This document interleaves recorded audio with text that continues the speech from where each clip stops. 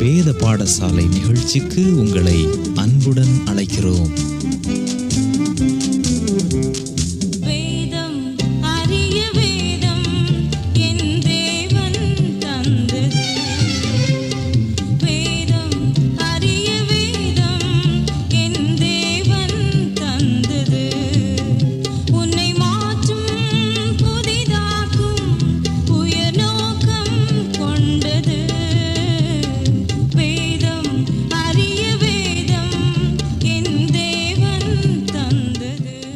கிறிஸ்துவுக்குள் பிரியமானவர்களே, புதிய ஏற்பாட்டின் வரலாற்று புத்தகத்தின் வாயிலாக புதிய ஏற்பாட்டு காலத்தில் வாழ்ந்த மிக முக்கியமான மனிதனின் வாழ்க்கையில் ஏற்பட்ட அனுபவத்தை இன்று நாம் சிந்திக்க இருக்கிறோம்.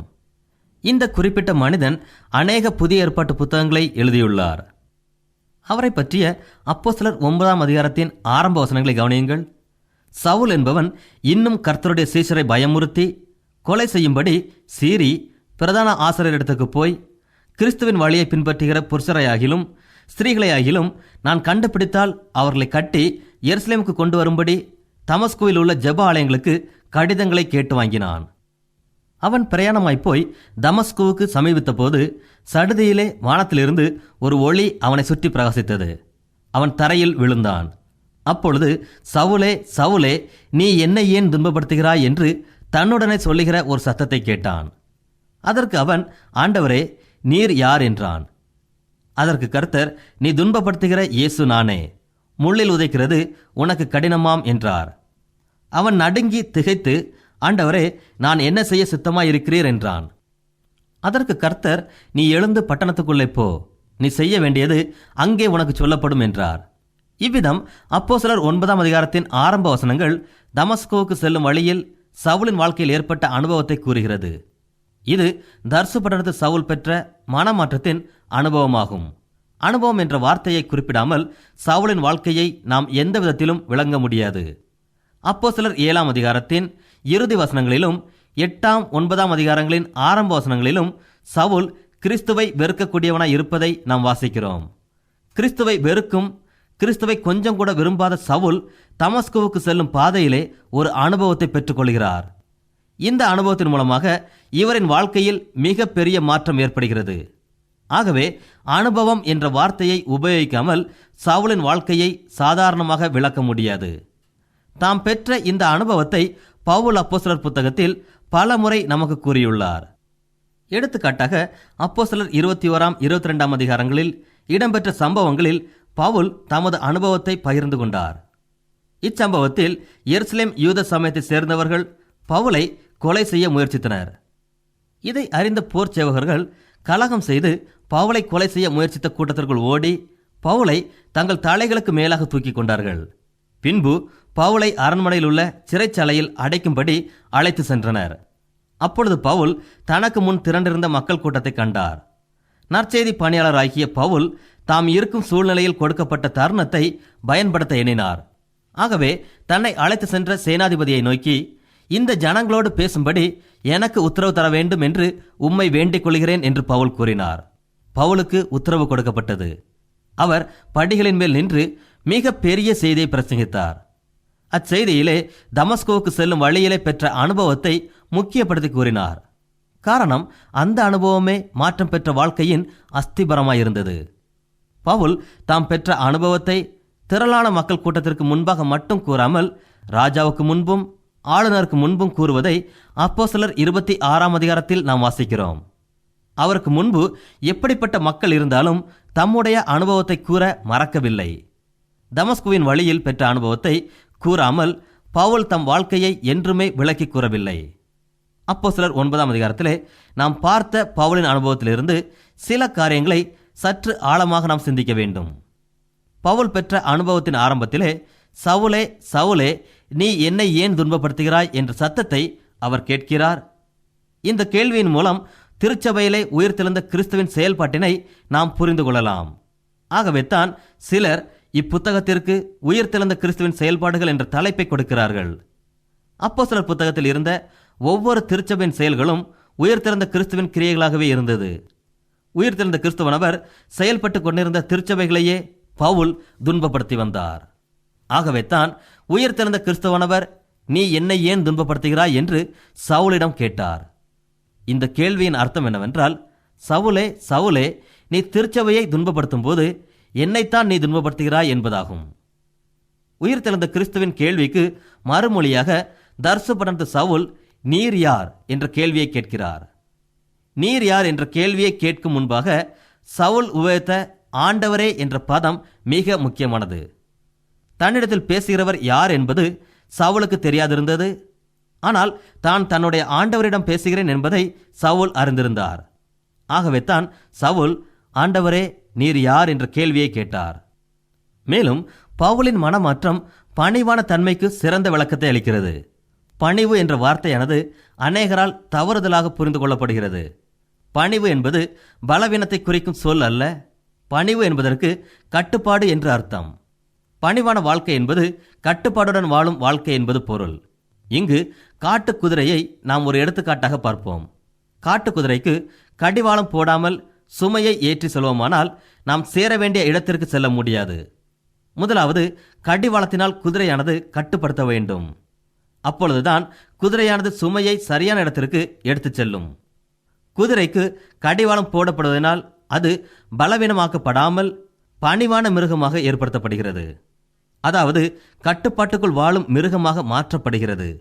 இந்த தன்மையில்தான் வேதாகமத்தில் உள்ள பணிவு என்ற வார்த்தையை நாம் புரிந்து கொள்ள வேண்டும். முள்ளை ஏன் நீ உதைக்கிறாய் என்று உயிர்த்தெழுந்த கிறிஸ்து சவுலிடம் கேட்கிறார். இதன் அர்த்தம் என்னவென்றால், உன்னுடைய கட்டுப்பாட்டிலிருந்து நீ ஏன் விலகிச் செல்ல நினைக்கிறாய்? குதிரை கடிவாளத்திலிருந்து தப்பிக்க முயற்சிக்குமானால் தன் வாய்க்குத்தானே ஆபத்தை ஏற்படுத்திக் கொள்ளும். இந்த அர்த்தத்துடனேயே உயிர்த்தெழுந்த கிறிஸ்து சவுலுடன் பேசினார். இந்த எடுத்துக்காட்டின் மூலம் நாம் ஒரு உண்மையை அறிந்து கொள்ள முடியும். அது என்னவென்றால், பரிசுத்த ஆவியானவர் தமஸ்கு வழியில் சவுலை சந்திக்கும் முன்பே அவருடன் இடைப்பட்டு கொண்டே இருந்தார்.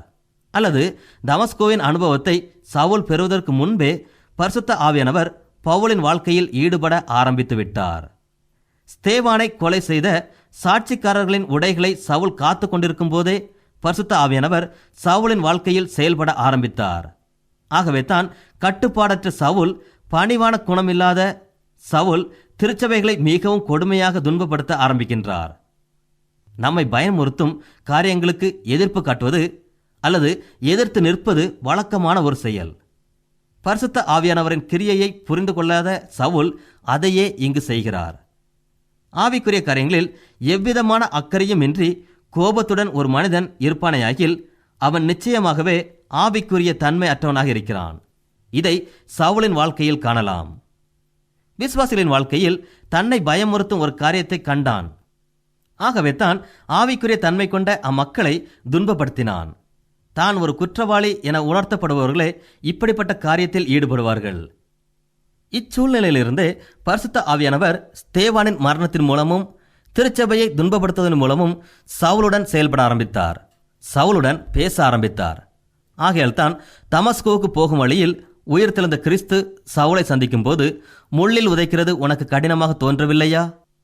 பணிவுடன் வாழும் வாழ்க்கையை நீ ஏன் உதறி தள்ளுகிறாய் என்று கேட்டார். அதற்கு சவுல், ஆண்டவரே, நான் என்ன செய்ய சித்தமாயிருக்கிறீர் என்றான். அன்பானவர்களே, என்றாவது இந்த கேள்வியை நாம் ஆண்டவரிடம் கேட்டிருக்கிறோமா? ஆண்டவரே, நான் என்ன செய்ய சித்தமாயிருக்கிறீர்? இக்கேள்வியை சற்று ஆழமாக சிந்திப்போம். பவுல் அப்போஸ்தலன் புதிய ஏற்பாட்டின் பாதி புத்தகங்களை எழுதியவர். இவர் கடிதங்கள் மூலமாக திருச்சபைகளை கட்டியெழுப்பினார். விசேஷமாக ரோமர், கலாத்தியர் நிருபங்கள் மூலமாக தேவன் கிறிஸ்துவின் மூலம் நமக்கு செய்த அநேக காரியங்களை அவர் கூறியுள்ளார். தேவன் நம்மேல் காட்டின கிருபையினாலும் அவர் கொடுத்த விசுவாசத்தினாலும் நாம் எப்படி ரட்சிக்கப்பட்டோம் என்பதை பவுல் நமக்கு எழுதி வைத்துள்ளார். மேலும் நீதிமானாக்கப்பட்ட நாம் பரலோக காரியங்களை எவ்விதம் கிறிஸ்துவின் மூலம் பெறுவோம் என்பதையும் அவர் விளக்கமாக கூறுகிறார். இவ்விதம் தேவனிடத்திலிருந்து கிறிஸ்துவின் மூலமாக நாம் பெற்றுக்கொள்ளும் அநேக காரியங்களை எழுதிய பவுல், உயிர்த்தெழுந்த கிறிஸ்துவை தமஸ்குவுக்கு போகும் பாதையிலே சந்திக்கும் போது அவர் கிறிஸ்துவிடம் என்ன கேட்டார்? ஆண்டவரே, நீர் எனக்கு எதை தருவீர் என்று கேட்டாரா? அல்லது ஆண்டவரே, நீர் எனக்கு என்ன செய்வீர் என்று கேட்டாரா? அல்லது உம்மை பின்பற்றுவதனால் எனக்கு என்ன கிடைக்கும்? எதை கிறிஸ்துவிடம் கேட்டார்? ஆண்டவரே, நான் என்ன செய்ய சித்தமாயிருக்கிறீர்? உமக்காக நான் என்ன செய்ய வேண்டும் என்றுதான் பவுல் தன்னை சந்தித்த உயிர்த்தெழுந்த கிறிஸ்துவிடம் கேட்டார். இன்றைய திருச்சபைகளிலே ஆதாய விசுவாசிகள் அநேகர் காணப்படுகின்றனர். ஆதாய விசுவாசிகள் யார்? தங்கள் சுய லாபத்திற்காக கிறிஸ்துவை தேடுபவர்கள் அல்லது தங்களுக்கு ஏற்றாற்போல் கிறிஸ்துவை பயன்படுத்திக் கொள்ள எண்ணுபவர்கள். இவர்களை பற்றி நாம் ஏற்கனவே யோபுவின் புத்தகத்தில் படித்திருக்கிறோம். ஆதாய விசுவாசிகள் பாத்திரங்களை பயன்படுத்துவது போல தேவனை பயன்படுத்திக் கொள்ள எண்ணுவார்கள். தங்கள் தேவைகளுக்கு மட்டுமே தேவனை பயன்படுத்துவார்கள். நம் குடும்பத்தில் ஏதாவது ஒரு நஷ்டம் ஏற்படும் போது அல்லது பயமான சூழ்நிலையில் வாழும்போது மட்டுமே நம்மில் அநேகர் தேவனை தேட நினைக்கிறோம். தேவைகள் இருக்கும்போது தேவனை தேடும் விசுவாசிகள் நம்மில் அநேகர் காணப்படுகின்றனர். ஆதாய விசுவாசிகள் வாழ்க்கையில் கிறிஸ்துவுக்கு முக்கியத்துவம் கொடுக்கப்படாமல் சுயநலத்திற்கும் வாழ்க்கையின் தேவைகளுக்குமே முக்கியத்துவம் கொடுக்கப்படுகிறது. இப்படிப்பட்ட தன்மை யோபுவின் வாழ்க்கையிலும் காணப்பட்டது. ஆகவே யோபு தேவனை நம்பி அவரை பின்பற்றி வாழும் நான் அவருடைய கரத்திலிருந்து எதை எதிர்பார்க்க வேண்டும் என்று கேட்டார்.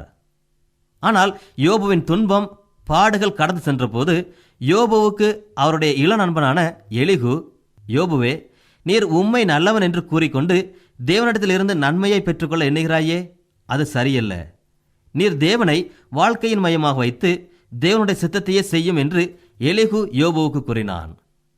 அன்பானவர்களே, நம் வாழ்க்கையில் நாம் சந்திக்கும் ஒவ்வொரு சூழ்நிலையிலும், தேவை நிறைந்த நேரத்திலும், பிரச்சனைகள் மிகுந்த நேரத்திலும், நிறைவான வாழ்விலும், அனைத்து சந்தர்ப்பங்களிலும் தேவனிடம் கேட்க வேண்டிய ஒரு கேள்வி என்ன தெரியுமா?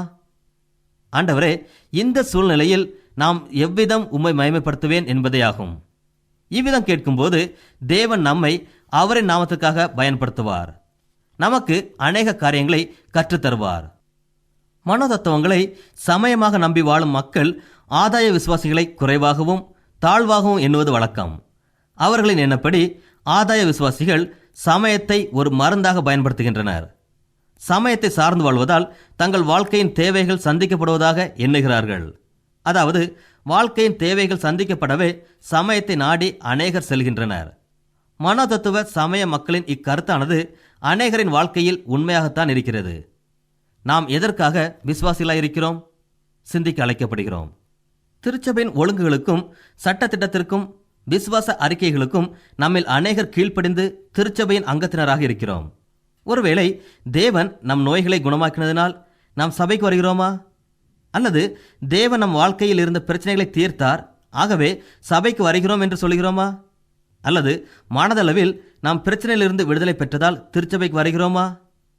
அல்லது வேறு எந்த இயக்கங்களிலும் குழுவிலும் நாம் அங்கத்தினர்களாக இல்லை, ஆகவே திருச்சபையிலே அங்கத்தினராக மாற வேண்டும் என்பதனால் திருச்சபைக்கு வருகிறோமா? எதற்காக வருகிறோம்? ஒருவேளை இப்படிப்பட்ட காரியங்களுக்காக அல்லது காரணங்களுக்காக திருச்சபைக்கு நாம் வருவோமானால் நம் விசுவாச வாழ்க்கையில் நாம் சுயத்திற்கு முக்கியத்துவம் கொடுக்கிறவர்களாக இருக்கிறோம். ஆனால் கிறிஸ்துவை பின்பற்றும் போது, அவரை சந்திக்கும் போது நம்மில் காணப்பட வேண்டிய காரியத்தை பவுல் அழகாக கூறியுள்ளார். உயிர்த்தெழுந்த கிறிஸ்து அவரை சந்திக்கும் போது பவுல் சொன்ன காரியம், ஆண்டவரே, உமக்காக நான் எதை செய்ய வேண்டும்? அன்பானவர்களே, நாம் ஆண்டவரின் சித்தத்தின்படி செயல்பட ஆயத்தமா? அல்லது நாம் ஆதாய விசுவாசிகளாக வாழ்கிறோமா? நம் தேவைகளை நிமித்தமாக தேவனை தேடுகிறோமா? மாற்றம் என்பதன் பொருள் என்ன? மாற்றம் என்பதற்கு தலைகீழாக ஏற்படும் திருப்பம் அல்லது வாழ்க்கையில் ஏற்படும் சரியான திருப்பம் என்று பொருளாகும். தமஸ்கோவுக்கு செல்லும் வழியிலே தர்சுபடந்து சவுல் மாற்றம் பெற்றார். ஆகவே அவருடைய வாழ்க்கையில் சரியான திருப்பம் ஏற்பட்டது. முன்பு வாழ்ந்ததை விட வித்தியாசமான சரியான பாதையில் செல்லக்கூடிய வாழ்க்கை அவருக்குள் வந்தது. சரியான திருப்பத்தை வாழ்க்கையில் பெற்றுக்கொண்ட பவுலின் எபிரேய பெயரே சவுல் ஆகும். சவுல் என்ற பெயருக்கு பலவான் என்று பொருள். பவுல் என்பது இவருடைய ரோம பெயர். மாற்றம் பெற்ற பின்னர் இவர் பவுல் என்றே அழைக்கப்பட்டார். பவுல் என்பதற்கு சிறியவன், ஒன்றுமில்லாதவன், எதுவும் இல்லாதவன் என்பது பொருள். பவுல் மாற்றம் பெற்றதினால் அல்லது வாழ்க்கையில் சரியான திருப்பத்தை பெற்றதினால் ஆவியில் எளிமையாக இருக்கும் அனுபவத்தை பெற்றுக்கொண்டார். வேதாகமத்திலே சவுலை போன்று அநேக மனிதர்கள் தேவனை சந்தித்த போது தேவனே எல்லாம் ஆவார், நான் ஒன்றுமில்லாதவன் என்ற அனுபவத்தை பெற்றுக்கொண்டார்கள். அவர்கள் தேவனை சந்தித்த போது தேவனுடைய மகிமையையும் அவருடைய மகத்துவத்தையும் மட்டுமே அவர்களால் விவரிக்க முடிந்தது. ஆனால் அவர்களுடைய பாவத்தன்மையையும் அவர்களுடைய ஒன்றுமில்லாத தன்மையையும் எடுத்து கூற அவர்களால் முடியவில்லை. காரணம், தேவனுக்கு முன்பாக தாங்கள் ஒன்றுமில்லாதவர்கள் என்ற உணர்வை பெற்றுக்கொண்டார்கள். பவுல் மாற்றமடைவதற்கு முன்பு ஒரு பெரிய மனிதராகவும் சிறப்பு பெற்றவராகவும் இருந்தார். ஆனால் மாற்றம் பெற்ற பின்னர் அவர் ஒன்றுமில்லாதவராய் காணப்பட்டார். இந்நிலையைத்தான் நாம் தாழ்மை குணம் என்று அழைக்கிறோம். இந்த தாழ்மை குணம் கொண்டவர்களையே ஆவியில் எளிமையுள்ளவர்கள் பாக்கியவான்கள் என்று மத்தேயு சுவிசேஷத்தை எழுதிய ஆசிரியர் கூறுகிறார். மாற்றம் அடைந்த வாழ்விற்கு தாழ்மை குணம் ஒரு அடையாளமாக இருக்கிறது. சவுல் பெருமை நிறைந்தவராய் காணப்பட்டார். ஆனால் அவருடைய வாழ்க்கையில் தலைகீழான மாற்றம் ஏற்பட்ட போது தாழ்மை குணம் படைத்தவராக மாறினார். இந்த தாழ்மை குணம் எவ்வாறு பவுல் வாழ்க்கையில் வந்தது? தமஸ்கோவுக்கு செல்லும் வழியிலே தனிப்பட்ட முறையில் பெந்தேகோஸ்தே அனுபவத்தை அவர் பெற்றதின் மூலமாக, அதாவது தனிப்பட்ட முறையில் தனது வாழ்க்கையில் தேவனை சந்தித்ததன் மூலமாக தாழ்மை குணம் உடையவராய் பவுல் மாறினார். பவுலின் வாழ்க்கையில் ஏற்பட்ட இந்த தனிப்பட்ட பெந்தேகோஸ்தே அனுபவத்தின் மூலமாக அநேக காரியங்களை தன் வாழ்விலே சரியான திசையில் அவரால் திருப்ப முடிந்தது. அப்போஸ்தலர் புத்தகத்தின் மூலமாக நம்முடைய திருச்சபைக்கு தேவையான அநேக முன்மாதிரிகளை நாம் கற்று வருகிறோம். தனிப்பட்ட வாழ்க்கையில் இருக்க வேண்டிய பெந்தேகோஸ்தே அனுபவம், அதாவது தனிப்பட்ட வாழ்வில் தேவனை சந்திக்கும் அனுபவம், நாம் திருச்சபையாக கடைபிடிக்க வேண்டிய முக்கியமான முன்மாதிரியாகும். நம்முடைய வாழ்க்கையில் இந்த அனுபவத்தை நாம் பெற வேண்டும். தேவனை சந்திக்கும் அனுபவத்தை பெற வேண்டிய நாம் பவுல் அப்போஸ்தலன் வாழ்க்கையில் ஏற்பட்ட அதே அனுபவம் நம்முடைய வாழ்க்கையிலும் ஏற்பட வேண்டும் என்று எண்ணுதல் வேதாகமத்திற்கு முரண்பாடான ஒன்றாகும். பவுலை போன்ற தேவனை சந்திக்கும் அனுபவத்தை நம்மில் யாராலும் பெற முடியாது. நாம் ஒவ்வொருவரும் தேவனை சந்திக்கும் போது வித்தியாசமான அனுபவங்களை தேவன் நமக்கு தருகிறார். மற்றவர் வாழ்வில் ஏற்பட்ட அதே மாதிரியான அனுபவம் என் வாழ்விலும் ஏற்பட வேண்டும் என்று நாம் எண்ணக்கூடாது. பழைய ஏற்பாட்டிலும் புதிய ஏற்பாட்டிலும் தேவ மனிதர்கள் தனிப்பட்ட பெந்தேகோஸ்தே அனுபவத்தை பெற்றார்கள். அப்போஸ்தலர் 2ஆம் அதிகாரத்திற்கு முன்பும் இந்த அனுபவம் நடந்தது. அப்போஸ்தலர் 2ஆம் அதிகாரத்துக்கு பின்பும் இந்த அனுபவம் நடந்து கொண்டு இருக்கிறது. தேவனுடைய மக்கள் ஒவ்வொருவரும் தேவனிடத்திலிருந்து பெற்ற ஆவிக்குரிய அனுபவத்தோடும் தனிப்பட்ட பெந்தேகோஸ்தே அனுபவத்தோடும் வாழ்கிறார்கள். அவர்கள் வாழ்வில் ஏற்பட்ட அனுபவ முறைகளின் விளக்கங்கள் நமக்கு முக்கியமல்ல, அந்த அனுபவத்தினால் ஏற்பட்ட விளைவே நமக்கு முக்கியம். வேதாகமத்தில் தேவனுடைய மக்கள் தேவனை சந்தித்த முறை வித்தியாசமானதாய் காணப்படுகிறது. உதாரணமாக, யாக்கோபு தேவனுடன் போராடி தேவனை சந்தித்தார் என்பதை ஆதியாகமம் 32ஆம் அதிகாரம் 30ஆம் வசனத்தில் வாசிக்கிறோம். யோபு சூறாவளி காற்றின் மூலமாக தேவனோடு பேசினார். பவுல் அப்போஸ்தலன் பெரிய வெளிச்சத்தை கண்டு கீழே விழுந்ததின் விளைவாக தேவனை சந்தித்தார். ஏசாயா தீர்க்கதரிசி எருசலேம் தேவாலயத்தில் ஆராதித்துக் கொண்டிருக்கும் போது தேவாலயம் முழுவதும் அசைந்தது. தேவாலயம் புகையால் நிரம்பி காணப்பட்டது. அப்பொழுது ஏசாயா சர்வ வல்லவரான தேவனை சந்திக்கிறார். தேவன் ஏசாயாவை தீர்க்கதரிசியாக அபிஷேகித்து அனுப்புகிறார். இவ்விதம் தேவன் மனிதர்களை சந்தித்த அநேக சம்பவங்களை நாம் வேதாகமத்தில் வாசிக்கிறோம். இந்த சம்பவங்கள் மூலமாக அநேக அனுபவங்களை வேதாகமம் நமக்கு கற்றுக் கொடுக்கிறது. சிலர் வேதத்தில் உள்ள அனுபவங்களை உள்ளுணர்வை சார்ந்த அனுபவங்களாக கருதி அவைகளை எவ்விதத்திலும் நம்ப மாட்டார்கள். ஆனால் அந்த அனுபவங்கள் நமக்கு மிக முக்கியமானவைகளாக திகழ்கின்றன. ஒவ்வொரு நபரின் வாழ்க்கையிலும் ஏற்பட்ட அனுபவத்தின் விளக்கங்கள் நமக்கு முக்கியமல்ல, அனுபவங்களின் விளைவுகளை நாம் முக்கியமாக பார்க்க வேண்டும். இயேசு தேவன் ஆவியாயிருக்கிறார். ஆகவே அவரை தொழுது கொள்கிறவர்கள் ஆவியோடும் உண்மையோடும் தொழுது கொள்ள வேண்டும் என்கிறார்.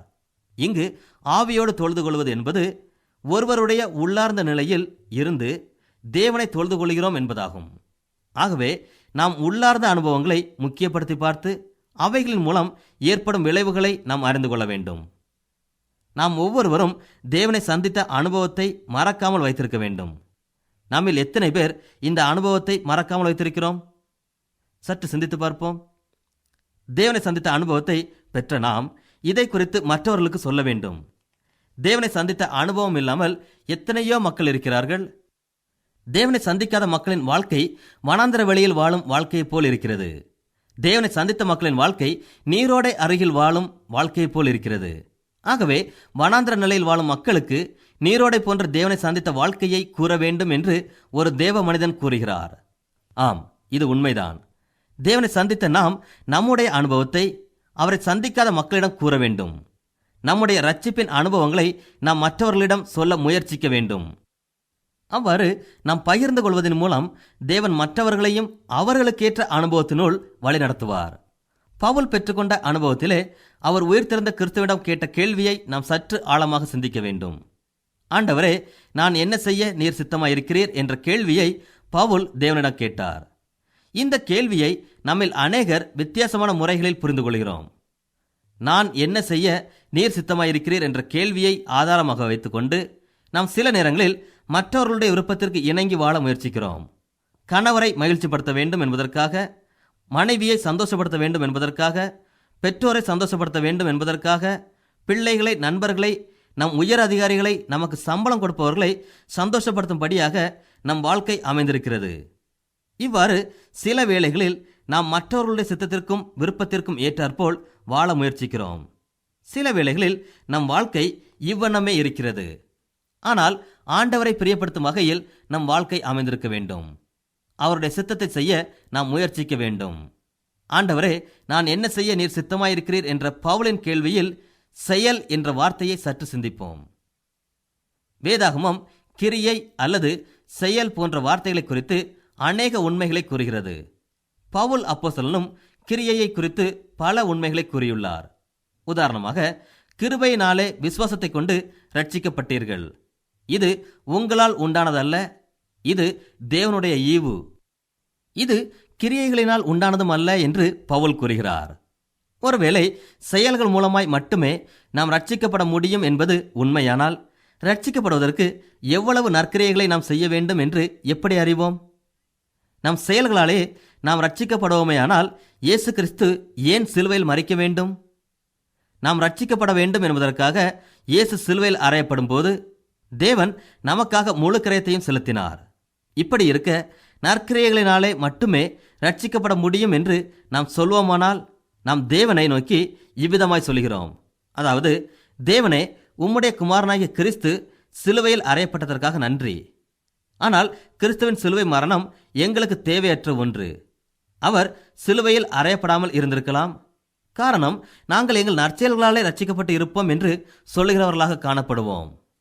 ஆனால் பவுல் சொன்னது என்ன தெரியுமா? நாம் நம்முடைய நற்செயல்களால் ரட்சிக்கப்பட முடியாது. அது யாராலும் முடியாத செயல். தேவன் நம்மேல் வைக்கும் இரக்கத்தினால் மட்டுமே நாம் ரட்சிக்கப்பட முடியும் என்று கூறுகிறார். இங்கு பவுலால் சொல்லப்பட்ட நற்செயல்களை குறித்ததான உண்மைகளை மிகவும் தெளிவாக கவனிக்க வேண்டும். நாம் ரட்சிக்கப்படுவதற்கு மட்டுமே நற்செயல்கள் தேவையற்றது என்று பவுல் கூறுகிறார். ஆனால் ரட்சிப்பை பெற்ற ஒவ்வொருவரும் நற்செயல்களில் ஈடுபட வேண்டும். இயேசுவை ஆண்டவர் என்று அழைக்கும் நாம் செய்ய வேண்டிய நற்செயல்கள் ஏராளம். ஆண்டவரே, நான் என்ன செய்ய நீர் சித்தமாயிருக்கிறீர் என்ற கேள்வியில் செயலை குறித்து சிந்தித்த நாம் இக்கேள்வியில் காணப்படும் நான் என்ற வார்த்தையை சிந்திப்போம். இயேசுவுக்காக தான் மரிக்கப் போகிறேன் என்பதை குறித்து பேதுரு மிகவும் பெருமை உள்ளவராய் இருந்தார் என்று யோவான் 21 இறுதி வசனங்களில் வாசிக்கிறோம். தான் கிறிஸ்துவுக்காக சிலுவையிலே தாளைகளாக மரிக்கப் போவதை மாம்ச பிரகாரமாக பெருமையோடு ஏற்றுக்கொண்ட பேதுரு இயேசுவுக்கு அன்பான சீசன் யோவான் வருவதைக் கண்டு இயேசுவை நோக்கி, ஆண்டவரே, இவன் காரியம் என்ன என்றான். நாம் ஏற்கனவே கற்றுக்கொண்டது போல யோவானும் பேதுருவும் செபதேயு கடல் உணவுக் கழகத்தில் பணியாற்றியவர்கள். ஆகவே பேதுரு இயேசுவை நோக்கி, ஆண்டவரே, என்னுடைய உடன் பணியாளன் வாழ்க்கையில் நீர் வைத்திருக்கும் திட்டம் என்ன என்று கேட்டார். அதற்கு இயேசு, நான் வருமளவும் இவன் இருக்க எனக்கு சித்தமானால் உனக்கு என்ன என்றார். இங்கு இயேசு சொல்வது என்னவென்றால், பேதுருவே, உனக்கு கொடுக்கப்பட்ட வேலையை நீ பார். உன்னுடைய வேலை என்னை பின்பற்றுவதே. ஆகவே என்னை பின்பற்றி வா என்றார். அன்பானவர்களே, நாம் மற்றவர்களுடைய வாழ்விலே தேவனுடைய சித்தத்தை தேடாமல் நம் வாழ்க்கையில் அவரின் சித்தம் என்ன என்பதை அறிய நாடுவோம். அவர் நம்மை கொண்டு என்ன செய்ய சித்தம் கொண்டுள்ளார் என்பதை அறிந்து கொள்வோம். ஆண்டவரே, நான் என்ன செய்ய நீர் சித்தமாயிருக்கிறீர் என்ற கேள்வியில் அறிந்து கொள்ள வேண்டிய மற்றொரு காரியம் எதை செய்வது அல்லது நாம் செய்வது என்ன என்பதை நாம் அறிய வேண்டும். ரட்சிப்புக்காக இயேசு கிறிஸ்துவிடம் வரும் ஒவ்வொருவருடைய வாழ்க்கையிலும் தேவன் ஒரு திட்டத்தை கொண்டுள்ளார். ஒவ்வொரு விசுவாசிக்கும் தேவனுடைய தெளிவான திட்டம் இருப்பதை நாம் அறிந்து கொள்ள வேண்டும். நற்கிரியைகளை செய்வதற்கு நாம் கிறிஸ்து இயேசுவுக்குள் சிருஷ்டிக்கப்பட்டு தேவனுடைய செய்கையாயிருக்கிறோம். அவைகளில் நாம் நடக்கும்படி அவர் முன்னதாக அவைகளை ஆயத்தம் பண்ணியிருக்கிறார் என்று பவுல் கூறுகிறார். ஆகவே ஒவ்வொரு விசுவாசியும் தான் என்ன செய்ய வேண்டும் என்பதை தேவனிடம் கேட்க வேண்டும். பவுல் அப்போஸ்தலன் வாழ்க்கையில் மாற்றம் பெற்றதின் நிமித்தம் ஒரு சரியான திருப்பத்தை வாழ்க்கையில் பெற்றுக்கொண்டார். இந்த மாற்றத்தின் மூலம் ஏற்பட்ட விளைவை பவுல் தன்னுடைய பிரசங்கங்களில் மிகவும் முக்கியப்படுத்தி கூறுவதை நாம் அப்போஸ்தலர் புத்தகத்தில் காண்கிறோம். தமஸ்குவுக்கு செல்லும் வழியிலே ஏற்பட்ட அனுபவத்தினால் பெற்ற விளைவை அவர் பிலிப்பியர் 3:7 கூறுகிறார். லாபமாய் இருந்தவைகள் எவைகளோ அவைகளை கிறிஸ்துவுக்காக நஷ்டம் என்று எண்ணினேன் என்றார். இயேசு கிறிஸ்து பவுலின் வாழ்க்கையிலே ஒரு சரியான திருப்பத்தை ஏற்படுத்தியதன் காரணமாகவே லாபமாக இருந்தவைகளை பவுல் நஷ்டமாக எண்ணினார். வாழ்க்கையிலே நன்மை உண்டாகும், நல்ல பலனை தரும் என்று எண்ணிய அனைத்து காரியங்களையும் இயேசுவை சந்தித்த பவுல் குப்பையாக எண்ணினார். அன்பானவர்களே, பவுல் தனது வாழ்க்கையிலே கர்த்தரின் திட்டத்தை அறிந்து கொள்ள அவர் செய்த ஒரு காரியம், தன்னுடன் பேசிய உயிர்த்தெழுந்த கிறிஸ்துவின் வார்த்தைக்கு கீழ்ப்படிந்து எழுந்து தமஸ்கு நகருக்கு சென்றார். அங்கேதான் பவுல் செய்ய வேண்டிய காரியத்தை கர்த்தர் பவுலுக்கு தெரியப்படுத்தினார். பவுலின் வாழ்க்கையில் ஏற்பட்ட அனுபவத்திற்கு மிக முக்கியமாயிருந்தது அவர் கர்த்தரிடம் கேட்ட ஒரு வேண்டுகோள். ஆண்டவரே, நான் என்ன செய்ய நீர் சித்தமாயிருக்கிறீர்? நாமும், ஆண்டவரே, நாங்கள் என்ன செய்ய நீர் சித்தமாயிருக்கிறீர்? எங்கள் வாழ்க்கையில் உம்முடைய சித்தம் என்ன? உமக்காக நாங்கள் எதை செய்ய வேண்டும் என்று கேட்போமா? அவருடைய சித்தத்தையே செய்வோம். தேவ ஆசீர்வாதம் பெறுவோம்.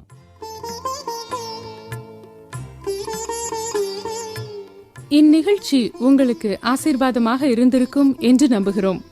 எங்கள் முகவரி: வேத பாடசாலை, தபால் பெட்டி எண் 34, திருநெல்வேலி 2, தமிழ்நாடு. மீண்டும் கூறுகிறோம், வேத பாடசாலை, தபால் பெட்டி எண் 34, திருநெல்வேலி 2, தமிழ்நாடு.